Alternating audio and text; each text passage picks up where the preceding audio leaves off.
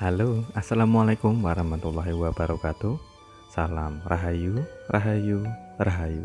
Jumpa lagi dengan saya di channel New ID Seluler Tutorial.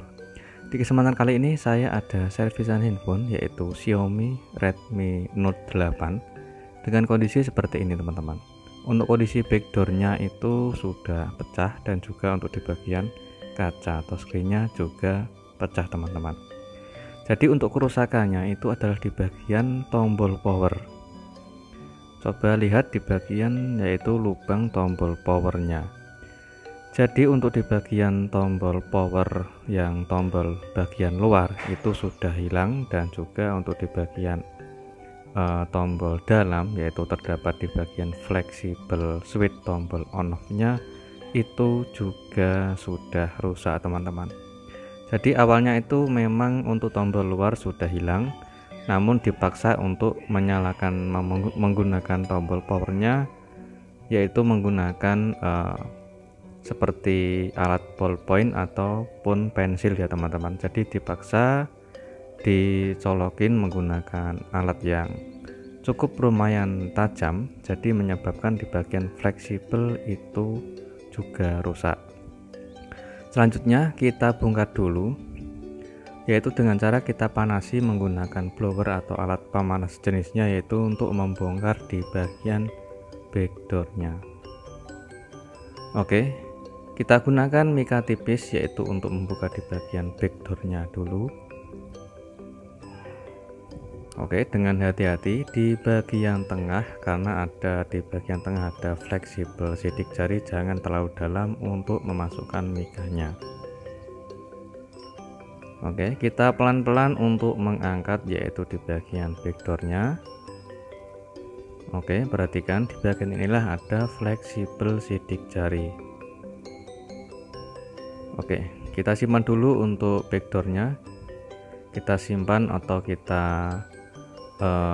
membongkar di bagian skrup. Untuk di bagian segelnya sengaja saya simpan, yaitu nanti saat selesai pengerjaan bisa dipasang kembali teman-teman.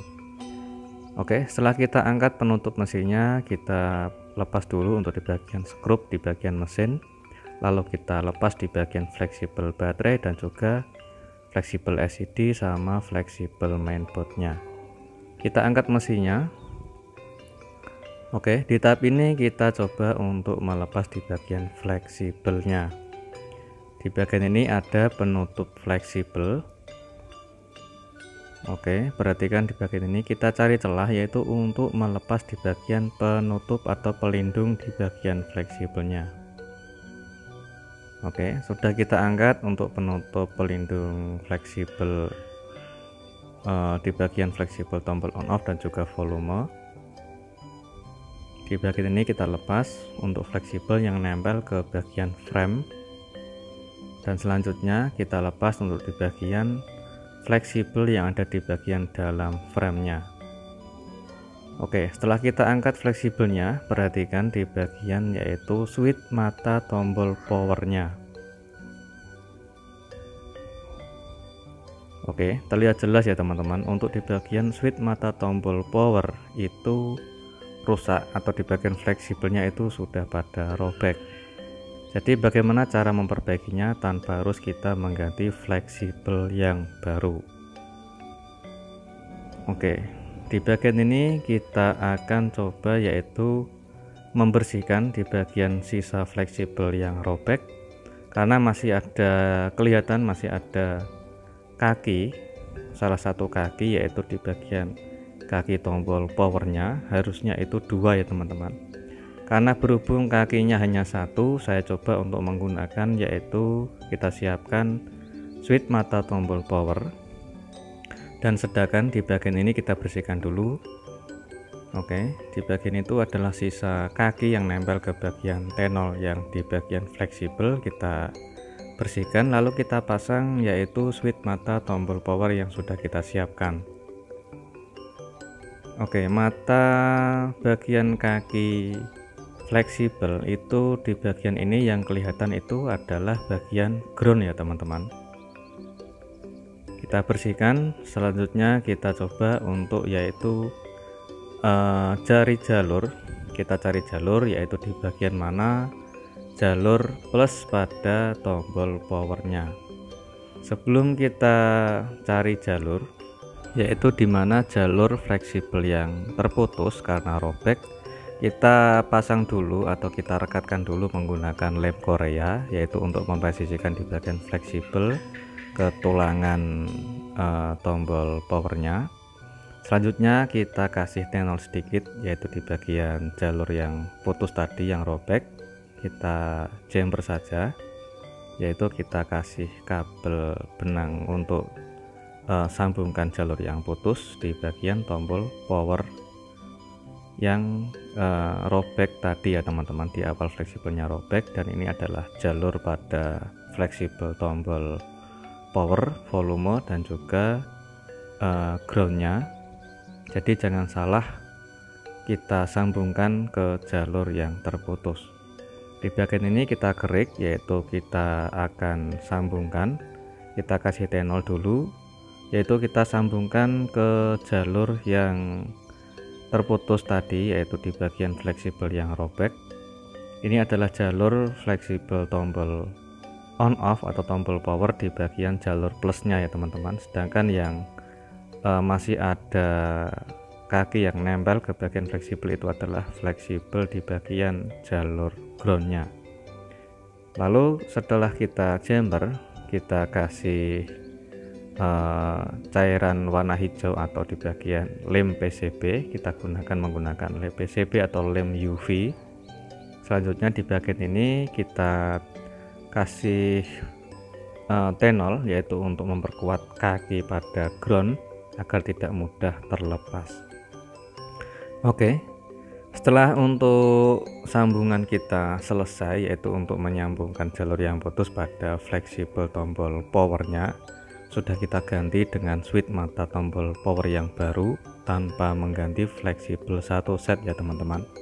Di bagian ini kita kasih double tip atau solasi bolak-balik, yaitu untuk menempelkan fleksibelnya ke bagian frame, dan juga untuk melindungi di bagian kabel jumper yang sudah kita sambungkan agar tidak mudah putus teman-teman.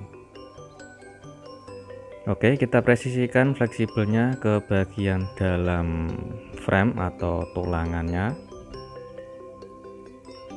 Pastikan kabel sambungan tadi atau kabel jumper agar tidak mudah putus, harus hati-hati untuk mempresisikan di bagian fleksibelnya.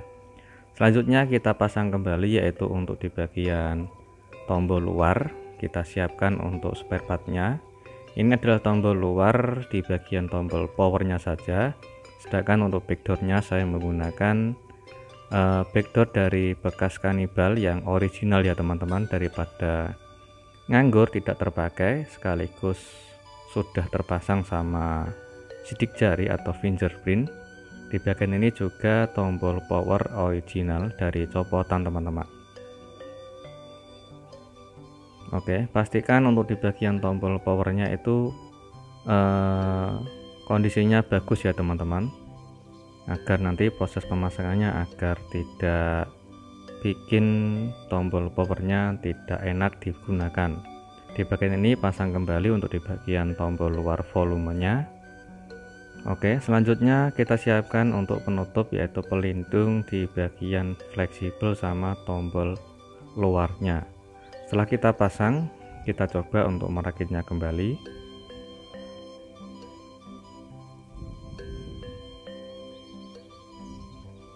Oke, kita pasang lagi untuk di bagian fleksibel LCD, fleksibel mainboard, dan juga switch antena sama fleksibel baterainya juga.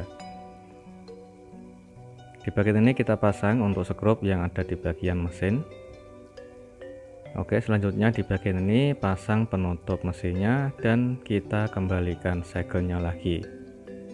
Apabila kalian masih ragu, kalian bisa tes sebelum merakitnya ya teman-teman. Jadi alangkah baiknya dites terlebih dahulu untuk meyakinkan di bagian pengerjaannya bisa sukses atau tidak. Jadi sebelum kita rakit, kita tes dulu. Di bagian ini fleksibel fingerprint yang sudah nempel sama backdoornya yaitu saya ambil dari bekas kanibalan saya sendiri. Saya pasangkan ke handphone ini. Kita bersihkan dulu di bagian sisa lem yang ada di bagian frame atau di bagian tulangan, yaitu untuk mempresisikan backdoornya agar terpasang lebih rapat teman-teman. Selanjutnya kita siapkan untuk lem, yaitu untuk proses pemasangan backdoor atau tutup belakangnya. Kita kasih lem secukupnya saja, lalu kita presisikan backdoornya. Jangan lupa untuk proses pemasangan fingerpin atau fleksibel sidik jarinya. Setelah lemnya kering, kita akan coba untuk tes ulang.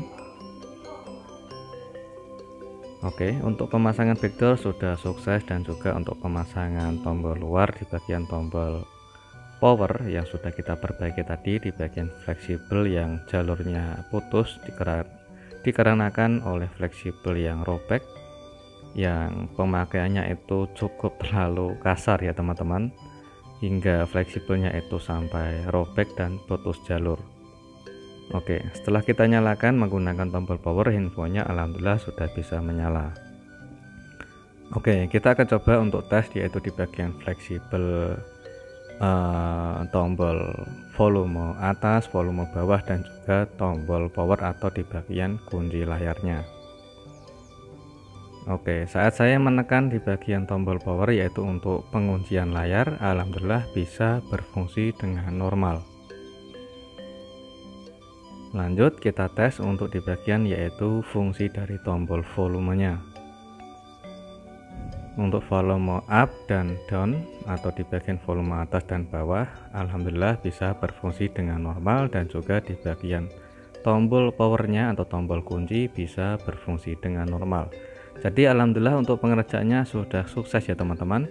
Semoga untuk tutorial ini selalu bermanfaat, dan jumpa lagi di tutorial berikutnya. Assalamualaikum warahmatullahi wabarakatuh.